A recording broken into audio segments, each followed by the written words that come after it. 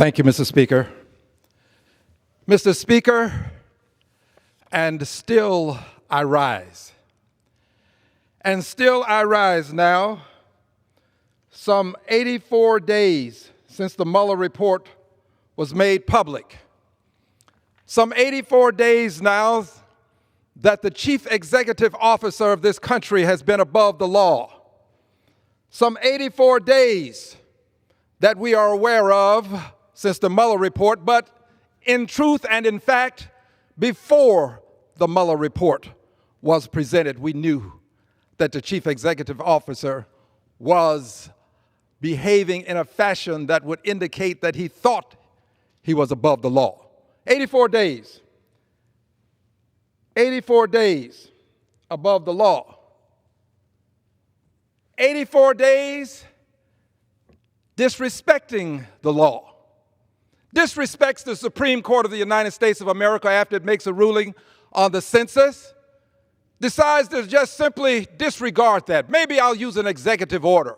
Supreme Court has already spoken. There was a time when the President of the United States of America would respect a decision of the Supreme Court. Disrespects Congress. Encourages witnesses not to testify. Refuses to surrender proper documents after they've been properly subpoenaed. No respect for the courts. No respect for Congress. 84 days above the law since the Mueller report was presented. And as heartbreaking as that is, I would also add many days since these babies at the border were separated from their parents.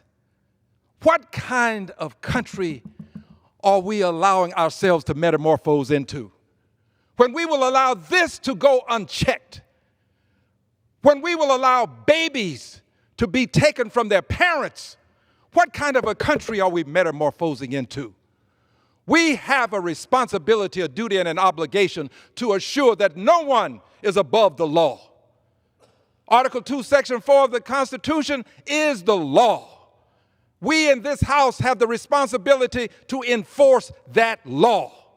If we do not enforce that law, there will be no guardrails, and a ruthless, reckless, lawless chief executive will continue to disobey the law, knowing that he can do what he will and what he may, and that we will not challenge him.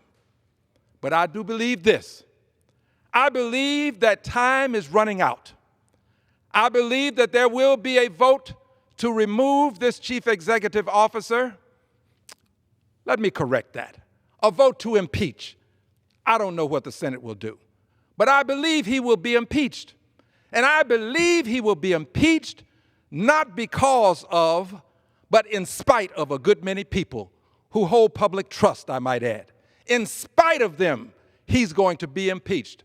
Because of some who hold public trust, and in spite of some others who hold public trust, he will be impeached.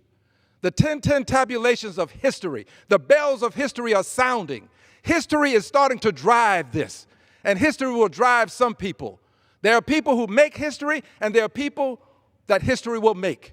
And history is going to make some people assume their responsibilities and take up the challenge that the framers of the Constitution have afforded us. I believe that this is going to take place in the near future. I just believe that this House is going to do what it is supposed to do, that we're not going to place the blame on others, that we will take up our responsibilities. And I believe that when it happens, America is going to be on a proper course.